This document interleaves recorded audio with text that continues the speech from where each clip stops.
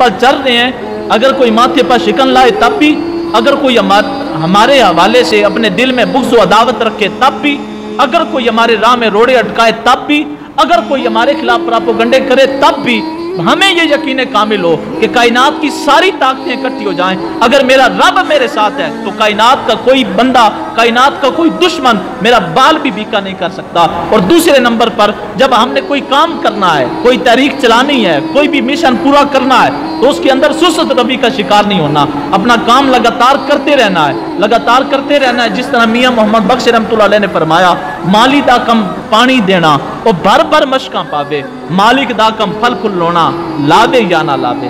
हमने अल्लाह की राह में अपने अमल का नजराना पेश करना है, ये रब की मर्जी है, वो कबूल फरमाए ना फरमाए और कब फरमाए ये अल्लाह रब्बुल इज़्ज़त के फजल व करम पर है। हमारा काम अपने अमल की सौगात अपने रब की बारगाह में पेश करना। और तीसरे नंबर पे कि हमेशा हम अपनी मोहब्बत अपने रब की रज़ा के ताबे करें। दुआ है अल्लाह रब्बुल इज़्ज़त हमें ये जज्बे नसीब फरमाए। जब ये जज्बे नसीब हो जाएंगे तो हज़रत इकबाल फरमाते हैं, तू अपनी ज़िंदगी की बाजी इंशाअल्लाह जीत जाएगा, तुम्हें कभी नाकामी का सामना नहीं करना पड़ेगा। यकीन व कम अमल पे हम मोहब्बत फातिह आलम जिहाद ज़िंदगानी में हैं ये मर्दों की शमशीरें। अल्लाह इस पैगाम को समझने की, अपनी ज़िंदगी में राइज करने की तौफीक अता फरमाए। अल्लाह मेरे काल को मेरे हाल के मुताबिक, मेरे हाल को मेरे काल के मुताबिक फरमा दे। आमीन। बजा